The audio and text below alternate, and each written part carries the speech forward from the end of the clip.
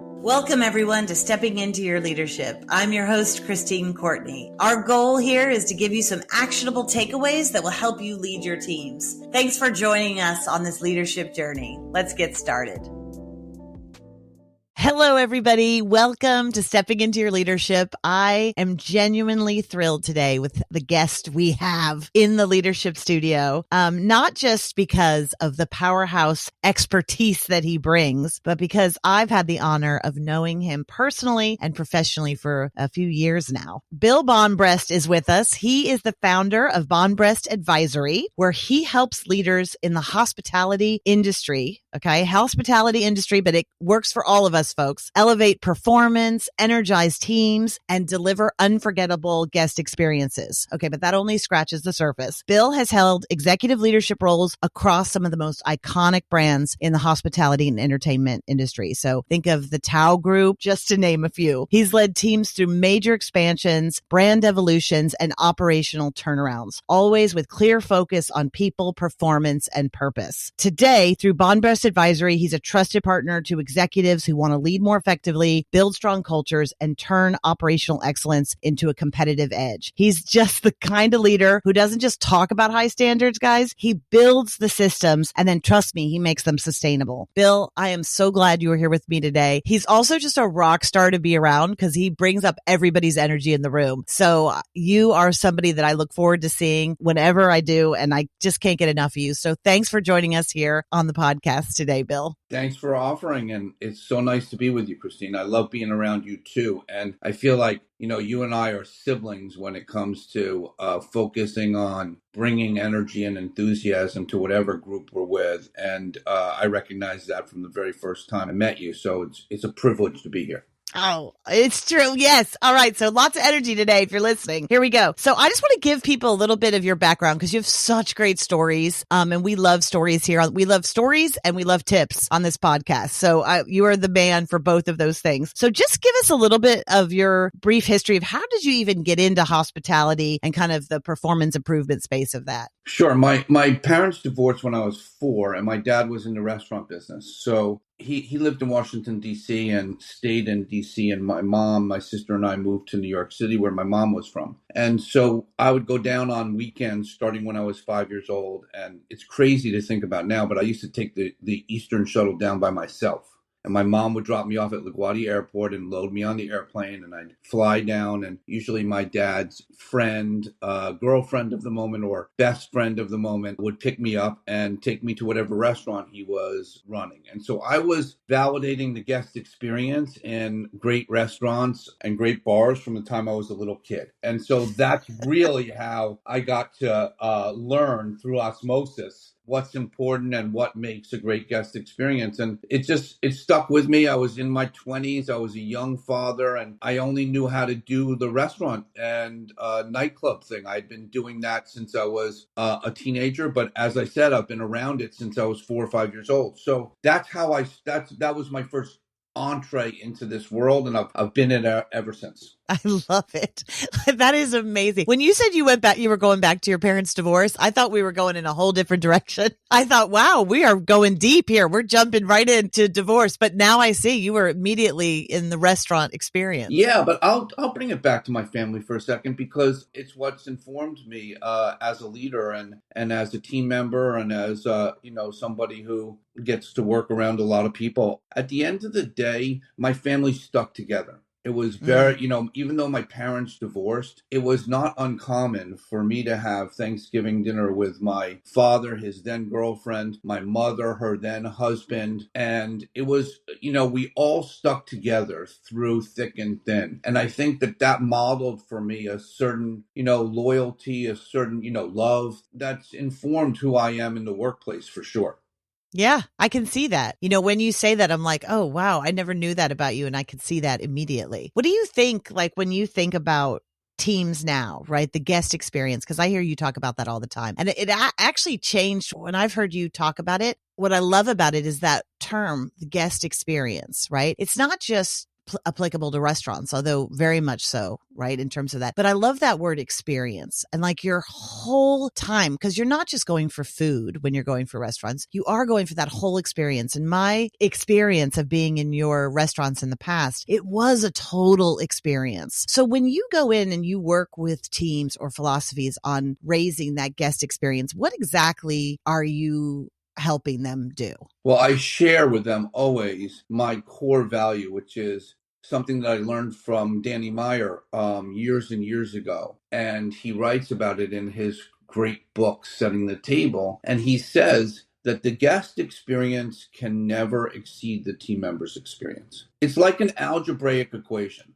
So that for me really informs everything that I do and everything that I talk to teams about. Because if we're not doing, the only way to drive a great guest experience, and I don't care if you're in a bar, a restaurant, a hotel, a rooftop, a beach club, or a luxury retail store, the guest, if the only way to impact the guest experience is to have happy, energized, enthusiastic, bought in employees, team members. And so I really believe, I always start with the guest experience if the guest experience is the most important thing to all of us, and that's what really drives sales in the hospitality industry and in so many other industries, whether you call them customers or clients, it doesn't matter. It's all the same thing. At the end of the day, the guest experience can never exceed the team member experience. That is like a very important idea that I not only teach, but I show the clients that I work with how to do that.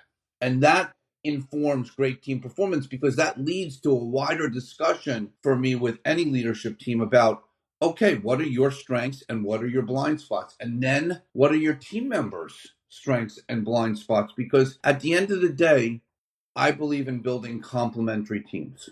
A complementary team is where we accentuate each other's strengths and make each other's weaknesses irrelevant. And the only way to do that is to get to know each other and to recognize not only what your strengths and weaknesses are, but what your colleagues and team members' strengths and weaknesses are. So it starts there. That's how I really enter into any organization. I usually work with the CEO and founder and the key executive team. And, in the hospitality industry, that often is, especially in small organizations that have only a few places but are looking to grow, that often is very mom and pop. Like starting with those few core values that I mentioned is really, the guest experience can never exceed the team member's experience. The way to be a complementary team is really to accentuate each other's strengths and make each other's weaknesses irrelevant. The only way to do that is to really look out for one another and care about what happens to the rest of your team members, and realize like that their best interests are your best interests. Mm-hmm. Yeah. Now, when you say, I love that you meet with the CEO and the COO or whoever at that founder, whatever at that top level, when you meet with them, is this the kinds of conversations that you're having with them as well? Like, are they usually bought in, or do you have to do a bit of, do you have to convince them? Well, their focus is usually on KPIs and how to improve the financial performance. And I always bring it back to the people and the team performance, because at the end of the day, the only way to build a strong organization is to develop the people that are closest to the guest experience, whatever that means in terms of your business, and closest to the team member experience. So I take the focus off the executive team a lot of times and focus on the venue level, store level, guest, as close to the guest experience as possible to those people, and developing those people and making sure that those people think like owners, think like the executive team.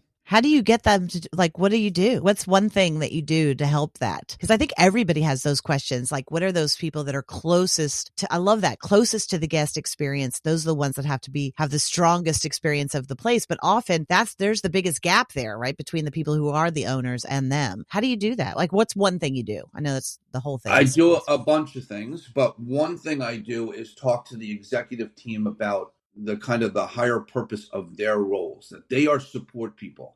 It's my job to work with and for all of them. And it's their job to work with and for all of the venue level leaders or middle level managers who are closest to the transactions, closest to whatever drives their business. In my world, it's the guest experience, but in other businesses, it's all the same. It's really about empowering the people that are the front line. And whether it's, if you study great businesses, this is not unique to the hospitality business. FedEx does the same thing. The great airlines. There was a great guy in the 80s who ran Southwest, maybe? No, No. Southwest is a great example, but I was thinking of SAS, the Swiss Airlines. Oh, okay. And he was a really enlightened CEO and leader, and somebody who I studied early on. And, there's so many good examples. And going back, I have to say, I've been listening a lot to this Founders podcast, which is really about,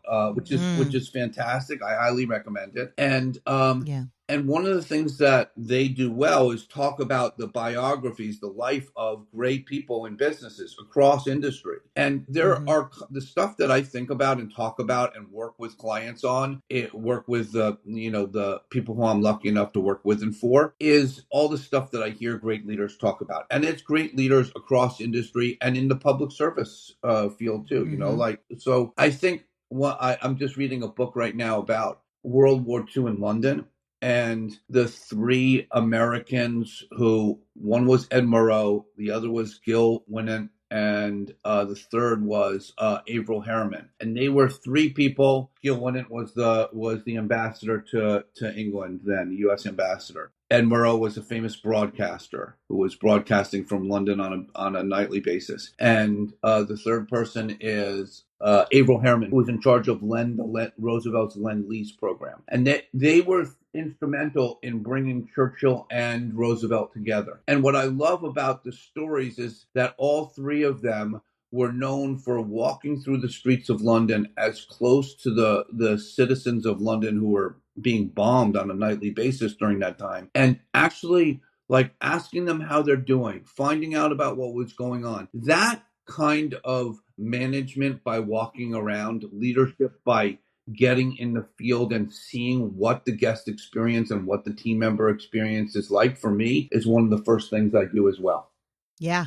I love that. So when you get in there, you're walking around those restaurants. So you're seeing, do they know who you are? Are you undercover at this point? No, I introduce myself. I always introduce myself, and I have no problem talking to people. And I'm as curious about walking into the kitchen, which I refer to as the heart of the house. A lot of people say the front of the house and the back of the house in our industry, but I refer to the back of the house as the heart of the house. And I'm often, one of the first places I go is into the kitchen and right up to the dishwasher, who is not used to being addressed by ownership or even by management and by leadership. And yet, what I'm hopefully doing is modeling the behavior that I expect from the venue level leadership by going and acknowledging, appreciating the lowest paid position in the entire venue. And one of the most important, I don't know when the last time you went out and had dirty plates or dirty dishes or dirty flatware. It's not nice, right? So it makes a big difference. That dishwasher makes a big, big difference. And so I think I believe in management by walking around and seeing, and really actually seeing what the places are, what's happening as close to the guest experience and the team member experience as possible.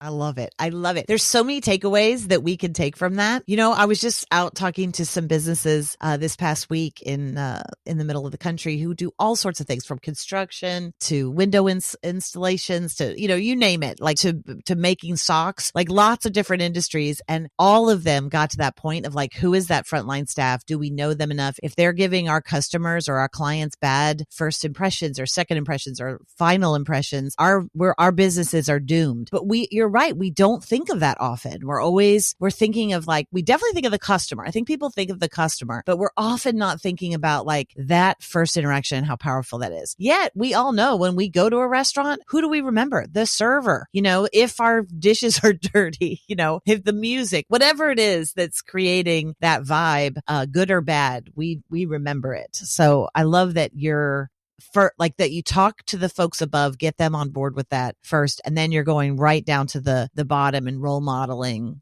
that for the other employees is brilliant. Are people pretty honest with you? Like, do people say when you introduce them, do they talk to you about ideas that they have or things that maybe are bumming them out? Have you ever been anywhere? Don't tell us where, but have you ever been anywhere where it's just so much to turn around, even at any point in your career where it was just daunting or where you just thought, oh boy, this is pretty bad? Yeah, I mean, I have to say, like, being an entrepreneur and having opened a bunch of places over a long period of time and having, my own money invested and being an owner and getting it wrong and going into a location or with a concept that just didn't hit the mark. That's happened. I have had a handful of home runs, which is great. But you don't hit a home run every time you're at bat. And so I've had the experience of failing. And I think that the most important thing about that for me is that I learned, like, we all change at the speed of pain. And so I love that. Hold on. Everybody hear that? That is a gem that you will hear from Bill Bonbrest. I mean, that is exactly what your brilliance is. We all change at the speed of pain. That is so true. I'm writing that down. I've had to change a lot and I've had to change course a lot. And I'm not afraid to share those failures or those moments, those decisions that I made that have been where I've been dead wrong with whoever I'm talking to, because I feel like the people who have done that to me, the people who I've been the recipient of great mentorship over 4 decades in the hospitality industry and in life in general. Like, I have a mastermind. I have a lot of people I can go to with any problem, whether it's a problem at work or a problem at home or, problem with myself, and talk to them about it. And so I try to be that person for others. You talked about remembering, we all, like, when we think about a great restaurant experience, we think about the server. And Maya Angelou once said, she wrote, "I've learned that people will forget what you said to them. People will forget what you did to them, but people will never forget how you made them feel."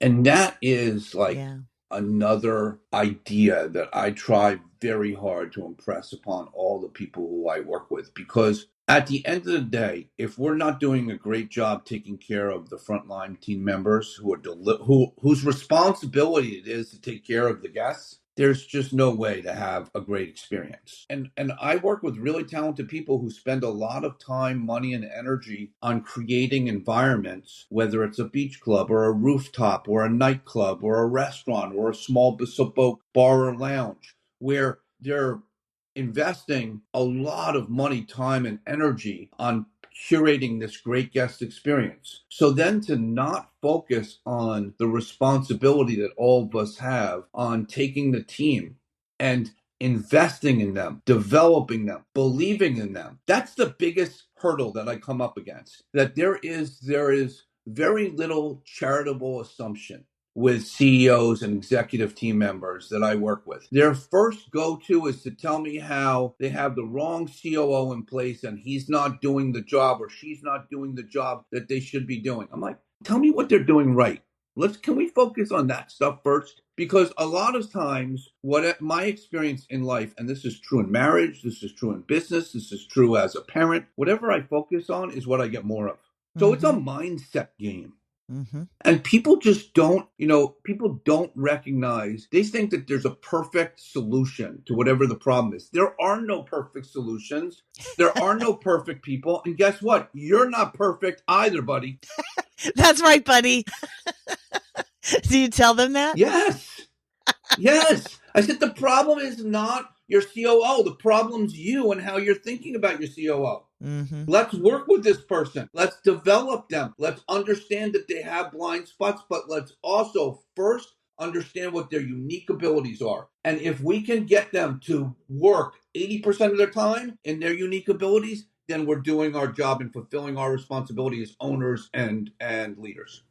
Yeah, I love that. Somebody reminded me this week of that idea that they don't have to be, well, I'll give you an example. A leader in the group I was working with said, well, I don't know how to give them positive attention or positive feedback because all I see are the things that they're doing wrong. All I see are the things that I want them to fix, and my money is at stake and I need them to fix these things. And somebody in the room said something I thought so brilliant. It was such a good reminder for me. She said, they don't have to do 100% of the things right. She goes, if you've ever done any sort sort of puppy training, you know this to be the case. The best way to train a puppy is with treats, and you give little tiny treats for anything that they're doing in the right direction. It doesn't even have to be perfect. You don't wait for a puppy to be perfect. You wait for something that's going in the right direction and then treat and then treat and then treat. So they realize like, oh, this is the behavior that is wanted, or this is the kind of culture that we're creating, or this is what it means to be part of this family. And it's associated with positive feedback. And the literature backs it up too. The research all shows that positive attention is so much stronger than all of this,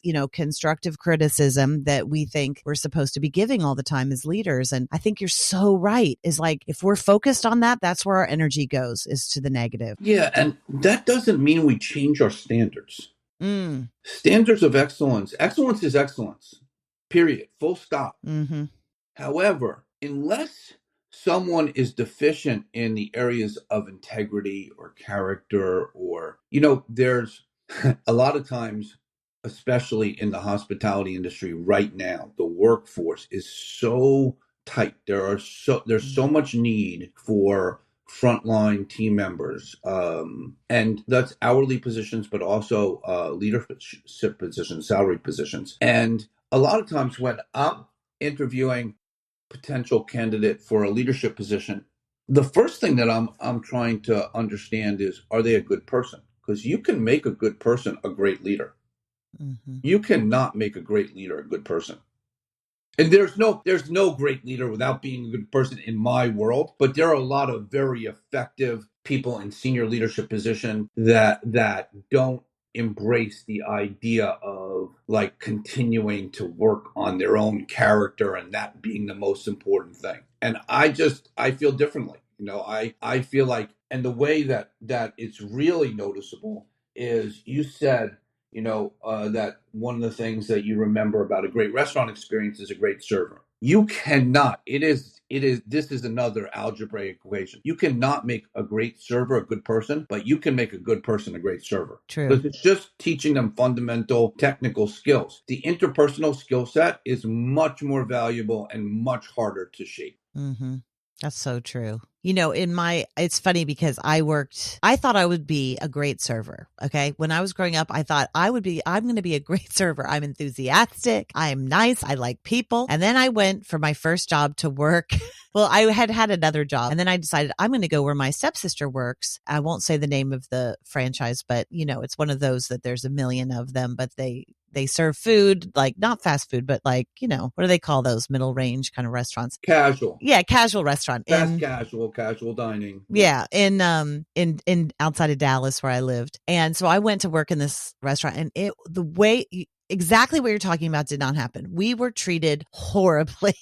And so you take somebody who I think would have been, if I look at little Christine when she was young, was so enthusiastic and ready to go, had no idea how to serve tables or anything like that. But the way that we were treated, I had to work lunch, because that's what you do when you first start, right? I worked the lunch shifts, which were terrible because you put a stopwatch down on every table as soon as they hit. And if they didn't get lunch in 15 minutes, it was free. Right. And so, but it's so little in the hands of the server, whether that lunch is ready in 15 minutes. Right. But we were responsible for that. So if you didn't get those lunches and the company had to pay for it, some of that money came out of our money. It was so bad. And then it was like, they did this whole thing where kids eat free. So women would come in with 12 kids, I swear, from the neighborhood, and all those kids would eat free. And we're making tiny little cherry sodas by hand, for every single kid. And on one lunch, one $12 lunch, and we're serving all of these kids. And one day I left, I'll never forget it. I ended up, because you had to tip out, all the bus boys and stuff like that. So I lost money on 2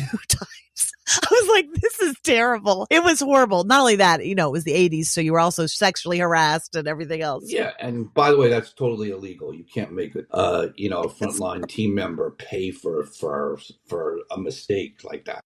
Ridiculous. It was terrible. I mean, this was back in the day, but it was horrible. I mean, I literally was like this. So talk about taking somebody who was ready. And then I thought for the rest of my life, I'm terrible at waiting tables. I can't do that job. But now when I'm hearing you talk, I think in a totally different environment, I could have actually been quite good at it. You're giving me hope, Bill. You would have been great. I would have made you a superstar. And a lot of it is just, the ability to recognize people's strengths and natural talents, and then there are blind spots. Like, I have plenty of blind spots. I'm not a super admin person. I never have been, even though I've run huge organizations at the COO level. It's not my forte, and yet I'm okay with that, because if, again, I have other natural talents, and they are in the areas of recognizing talent, developing people, empowering people to kind of help lift people up, all those things. And I've gotten a lot of great performance and a lot of great financial rewards as a result of that. So I'm not afraid to look for people, team members, and surround myself with them who are very strong at those things that I'm not good at. Like, I've always been good at surrounding myself with people who have great organizational skill sets, are very admin savvy, like actually like to do those things. And that's a good person for me. That's the idea of a complementary team, is where we accentuate each other's strengths and make each other's weaknesses irrelevant. And if you can instill that, rather, because I come from a place of growing up in business where it was important to prove how smart and how good I was at everything.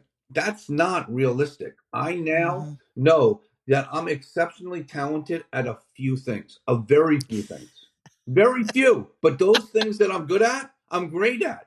And Yeah. I have to be willing to be bad at everything else in order in service of being great at a few things. Love it. I mean, we talk about that all the time, but I've never heard it said that way, that you have to be bad at a few things in order to be in service of the great ones. That is a great spin on that. That's so true. So true. I love it. Now, we always like to talk on this podcast. We always try to give people some actionable tips that they can try in their businesses, right? We have a lot of people who are at manager level that listen, and a lot of folks that want to implement some of these ideas. Are there any little actionable tips that you could think of? For instance, when you're working with your frontline staff, try doing this or try this. Yeah, sure. Number one, like, meet with people, like Mm. face to face, even if it's 5 minutes, as soon after the behavior as possible. The behavior could be a substandard behavior, it could be an extraordinary behavior, and I like to follow the rule of making sure that I praise in public and I criticize not in private, but one on one. Doesn't have to Mm. be private. And I'll give you an example. When I was a general manager back in a long time ago, and I was responsible for a large team, and it was in Times Square area. It was a very high volume restaurant, landmark place, and there was a huge crew. And I would often not work the closing shift as general manager because I had to be into the office early in the morning. So I'd often, be scheduled until whatever, 11 o'clock at night. And it was my practice to keep these a 3x5 card in my shirt pocket and write down a few examples of either substandard performance that I witnessed or extraordinary performance that I witnessed. And the wins, I would often just call it out in front of everybody in the bread station, telling the bus boy, hey, this bread station looks so good right now. And really call attention to it. But I also had like 3 or 4 notes on 3 or 4 examples of a server not interacting in a way that was representative of gracious hospitality, or a host being curt with someone on the phone that I overheard. And I made it my business to, at the end of that shift, even if I was clocked out, technically, to stick around and meet with those team members one-on-one. When I would sit with people at the end of the night and talk to them about substandard performance during a shift, I would always make sure that it was short to the point and that it wasn't about them as a person. I wasn't criticizing them as a person. I was criticizing the behavior that they was displaying that was substandard. And I was explaining what excellence looked like, and making sure that I asked them at the end of the conversation, are you clear about what my expectations are going forward? People knew where they stood with me all the time. And that's one thing that I coach, because too often it's like an electronic message at the end of the night, sending an email, sending a text, Mm. not holding on to that knowledge that somebody did something that was substandard, and not giving them the opportunity to respond to it by just not saying it, but then blowing up on something later on. So my biggest direction to all the people who I work with who are on the front lines is like, talk to one another.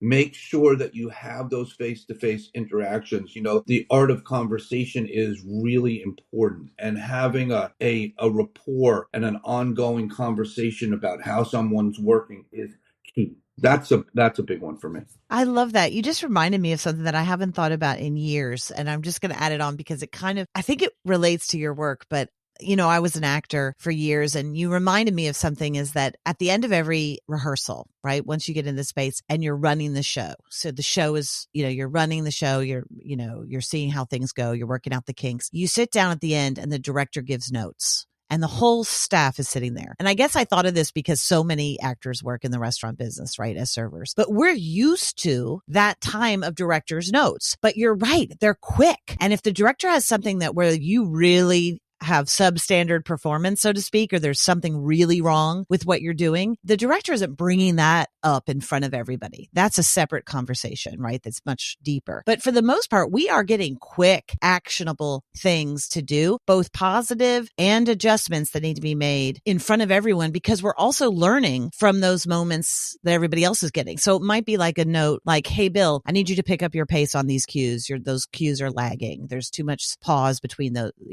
cues there. That's a note for maybe Bill, who's in the cast, but that's one for all of us to hear. Oh, that's important to this director. Oh yeah, we don't want this show to seem longer, have a longer running time. So even though that's Bill's note, that's really all of our notes, right? Addition to like, oh, that was great when you hit that mark there, or that was a great repartee you two had, that we can then learn those positive things from each other too. So I hadn't thought of it that way in terms of giving feedback. One, I love your tip, but it's very actionable, is that it's quick, and that it's somewhat public if it's that type of feedback. And you're not going on, and it's not excruciatingly embarrassing for them, right? People can be treated as we get it. We're professionals. We can take a note. But I love that you separate if there's a bigger issue, because you want your standards to stay high. You don't want something to suffer. That's great. You just reminded me of that. The biggest separation is between the person and the behavior. You manage and coach behavior and performance, not personality, attitude,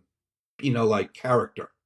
That's not what you're doing. And so I think that's also that helps me a lot, because then it's more palatable for whoever I'm giving feedback to. Yes. Like, haven't you heard people give terrible feedback of like, your attitude sucks, or you got to pick up your attitude? People have no idea what to do with that. Yeah, they don't know what they don't know what you're talking about. They feel attacked. I'm somebody who wants validation, wants reinforcement, positive acknowledgement. I thrive on that. So I try to give what I want to get, Bring what you want to get.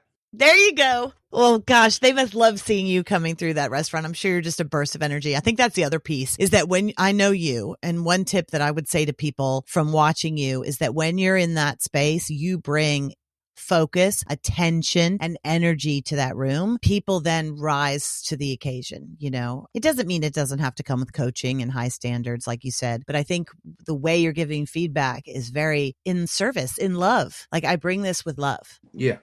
All you need is love, Christine.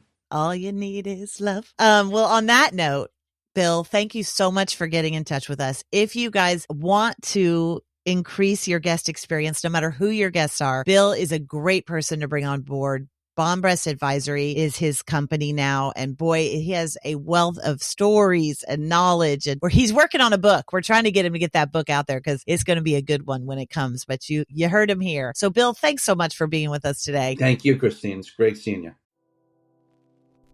Thanks, everybody, for listening. I'd like to give a special shout out to our podcast producer, Richard Francisco. Check out our notes for any details. And if you get anything out of this, please follow us. And if you enjoy it, please take a moment to rate us or write a comment. It will mean the world to us. We'd love to hear from you. And if you just can't get enough, follow me on TikTok and check out tlpnyc.com/podcast for more information.